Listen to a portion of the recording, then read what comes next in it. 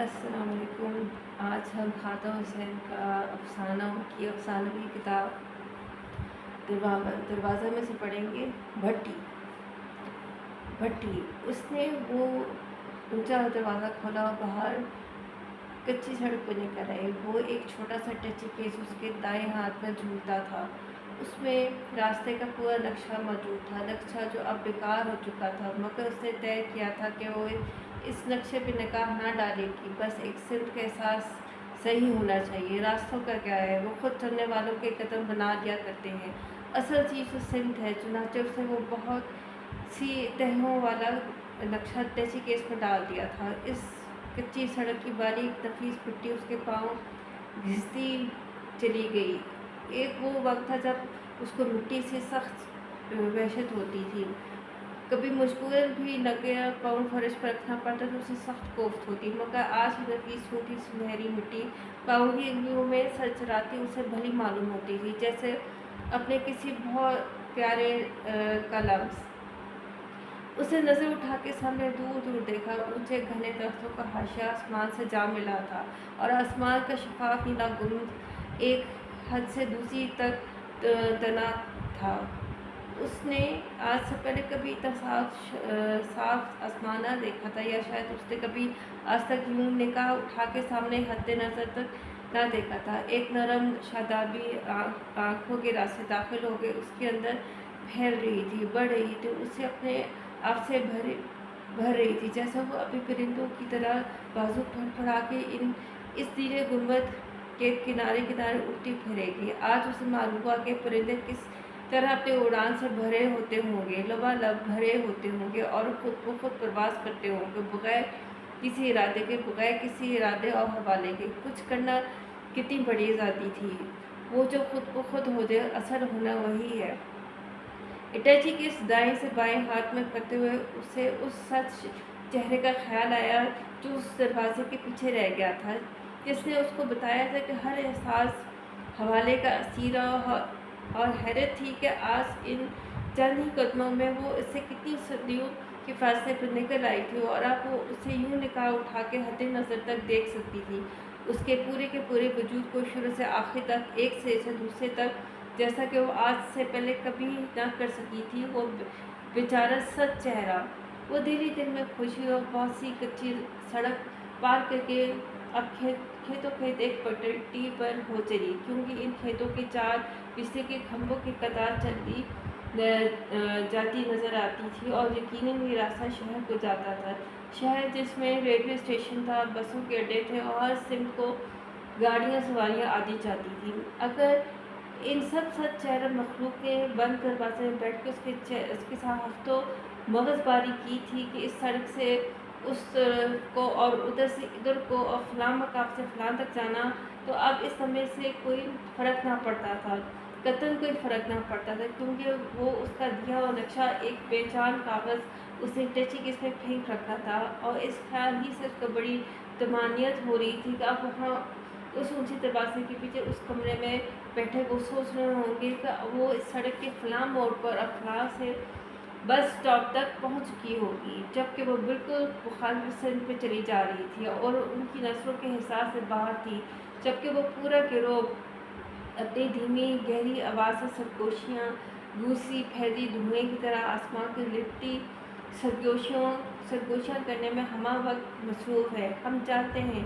तुम्हें क्या चाहिए, क्या करना चाहिए, तुम नहीं जानती। इन सब की आंखों में एक सा रेशमी जाल की लहराहट समंदर के लहरों की तरह फैलती, बढ़ती, तुम्हारा दामन भगोती, यलगार करती चली आती है, और तुम्हें यकीन आ जाता है कि बेमानी शोर और तबीस नाटों में करवटें बदलती इस वसी बेकरार दुनिया में सिर्फ ये एक सरगोशी सच है। लिहाजा तुम पूछने में मजबूर हो जाती हो, तो मुझे बताओ वो क्या है, बताओ। इस पर वो तमाम चेहरे एक ही बदन पर के अनगिनत चेहरे अपने तिरस्मी भेद भरी मुस्कुराहट से तुम्हारी तरफ देखते हैं। वक्त आने पर अभी वक्त नहीं आया, हाँ अभी वक्त नहीं आया। वो दिल ही दिल में हंसती और अब पक्की सड़क पर निकल आई। हाँ अभी जाने जान चुकने और देखने और देखने का वक्त नहीं आया। अभी जानने का वक्त है कि तुम इन सद हजार चेहरा मखलूक की आँखों से देखो, उनकी समात से सुनो। मगर एहसास कितना नया, कितना कोरा था कि वो सच चेहरा झूठ भी बोलता है। हमारी ज़िंदगी फ़रेब देने और फ़रेब खाने, शिकस्त देने और शिकस्त खाने का एक लामतहाई सिलसिला है। एक हल्का था हल्का संजीर, और उसने कहा था यही उसकी रौनक, उसकी दिल बस्तगी है। और मैं तुमको खबरदार करता हूँ, मैं कि हज़ार आँख रखता हूँ, कतई तो खबरदार करता हूँ कि इस सिलसिले को तोड़कर कुछ देख कर जान कर समझने की कोशिश हरगिज़ ना करना, क्योंकि वक्त आने पर सब कुछ खुद ही तुम पर खुल जाएगा। चुनाचे वो वक्त आने का इंतज़ार करते ही, मगर वक्त को आना कहाँ से था। वक्त हर दम मौजूद है, हमारी मुट्ठियों में से पानी की तरह कतरा कतरा गिर कर रेत में जज्ब हो रहा था। फिर हम किस वक्त के इंतज़ार में हैं, किस लम्हे के इंतज़ार में, जबकि जो लम्हा अज़ल से शुरू हो चुका है कभी ख़त्म ना हुआ। उसने टैची केस दम भर के लिए सड़क के किनारे रखा और अपने सामने दूर दूर हते नज़र तक देखा। सूरज सूखने को था, घने दख्तों के ऊंचे नीचे कटावदार हाशिए के ऊपर नारंगी रोशनी फैली थी। अब आसमान का नीला शफाफ कांच धुंधलाने को था। उसने देखा सामने रेलवे क्रॉसिंग है और उस पर फाटक बंद, कुछ साइकिल सवार एक टूटा फूटा टांगा उसके बायदार पर तक जिसके बायदार तक जर्द रो बच्चे लदे थे। एक मुसाफिर बस फाटक खुलने के मुंतज़िर खड़े थे। अब वो टैची केस पर बैठ के उसके पाँव से खून रिस रहा था। ये उसका अपना खून था। उसे लगा उसने पहली बार अपने जिस्म में रवान दवा इस मौत और ज़िंदगी के माबैन हत्ते फासिल खींचने वाले मादे को देखा हो। उसको हैरत हुई कि ही उसकी सोच उसकी समात बसारत है। उसके ज़ख्म पर धूल पड़ रही थी। टेटनस मालूम नहीं, बचपन में उसके टेटनस का टीका लगवाया था कि नहीं। उसने जाकर सड़क की मिट्टी में अपने पाँव रोले। मिट्टी का जहर अब लहू में दाखिल हो जाए तो दिल मर जाता है, मगर एक मिट्टी वो है कि खाके अक्सीर खिलाती है और वो किसी आँख रखने वाले देख और पहचान सकते हैं। उसने देखा दूसरी ट्रेन की रोशनी नज़र आ रही है और गिड़गिड़ाहट हौले हौले ज़मीन के रगों में फैलती जा रही है। कभी ट्रेन देखने का कितना लपका था उसको। अब सब जब वहाँ शहर के मसाफात में उनका घर था।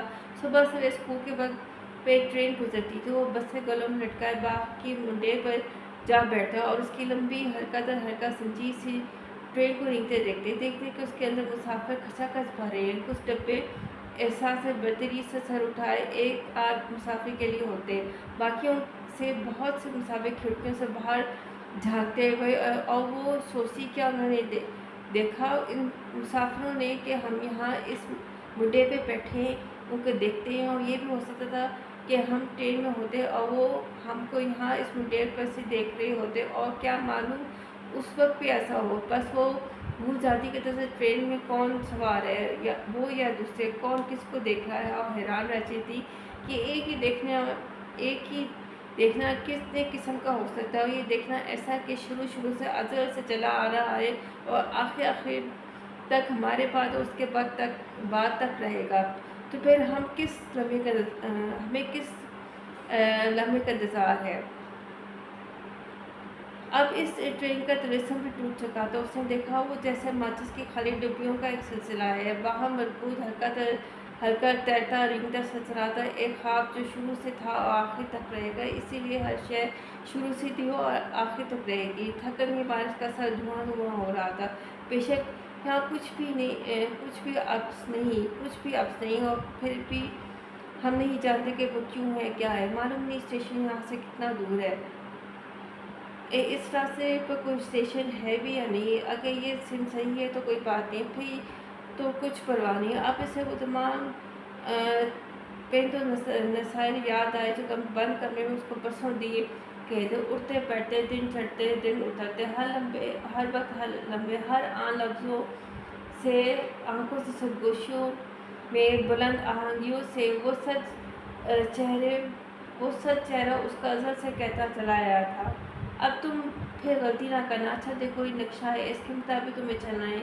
ادھر 5 فرلانگ پر سنگ میل کے ساتھ ساتھ ایک موڑ ہے، وہاں سائیکل مرمت کی ایک دکان ہے، وہاں سے گھوم کر پھر سیدھے تقریباً 1 کلومیٹر کے بعد بہتر ہے کوئی آتے جاتے بس پکڑ لینا، مگر نہیں، وہ راستے میں کہاں رکے گی، صرف اپنے اسٹاپ پر رکے گی، ہاں رک سکتی ہے کہ کوئی دور سے اسے آتا دیکھ لے اور بوقت اشارہ کر دے، مگر تم تو پہلے ہی مایوپک ہو۔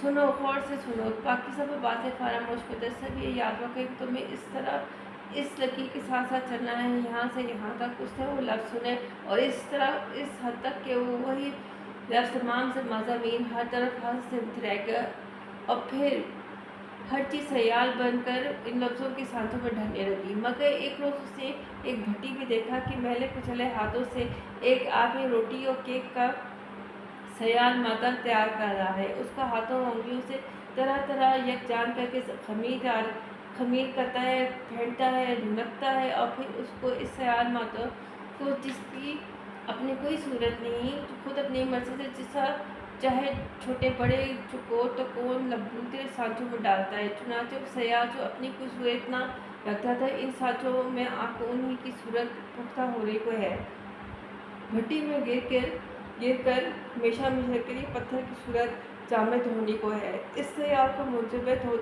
ہوتے دیکھ کر خوف کی ایک لہر اس کے جسم میں تھر تھر آئی۔ اس نے اپنی جانب نظر دوڑائی، ایک سیال مادہ جس کو سچ چہرہ جاندار کسی ایک اندھے کے سانچے میں ڈالنے کو بےقرار رہے، اور سانچے کا نقشہ اس کے ہاتھ میں جھولتا تھا، اور وہ خوفزدہ ہو کر وہاں سے بھاگ نکلی تھی۔ ان سب کو خبر کیے بنا وہ ٹیچی کیس اٹھائے چلی آئی۔ وہ اندیکھا سانچہ اس کے ہاتھ میں تھا، اس کو ہمیشہ ہمیشہ کے منجمد ہونا تھا، شاید پتھر بننا تھا، نامعلوم کس ڈھب کس رنگ کا، شاید اس کو بھی وہ سچ چہرہ بننا تھا، سرگوشہ کرتا مسلسل بناتا وضاحتیں اگلنے والا سچ چہرہ، دوسروں کی روح کو ہپنوٹائز کرنے والا سچ تھا، ہاتھوں آنکھوں والا چہرہ۔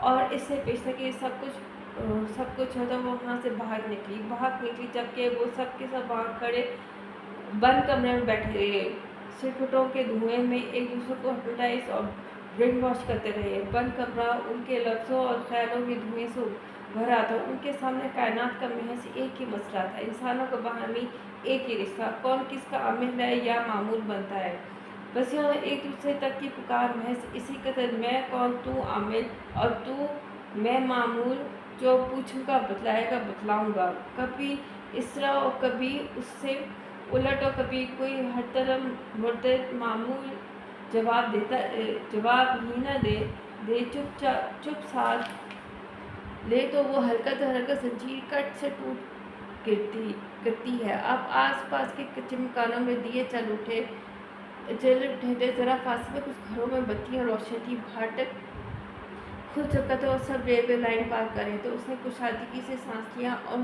اٹھ کھڑی ہوئی، وہ ٹیچی کیس اس ریلوے کراسنگ پر رکھ دیا اور آگے بڑھ گئی۔ آسمان پر نرم اندھیرا اتر رہا تھا، ایسا شفاف اندھیرا اس نے پہلے کبھی نہ دیکھا تھا، اور انہیں ایسے روشن صاف باتیں کرتے ستارے بھی کبھی نہ نظر آئے تھے۔ شاید آج بہروپ کی پرت چل گئی تھی، یا ہر شے آسمانوں اور زمینوں کناروں سے نیچے اتر آئی تھی، اس کے قریب، بالکل قریب۔ آج ہم نے تمہاری آنکھوں کی تاریکی کھول دی، اور بے شک تمہاری نگاہ خوب تیز ہے، مگر اسے یکدم آیا، میں تو مایوپک ہوں، میری دید کی شہادت کون دے گا؟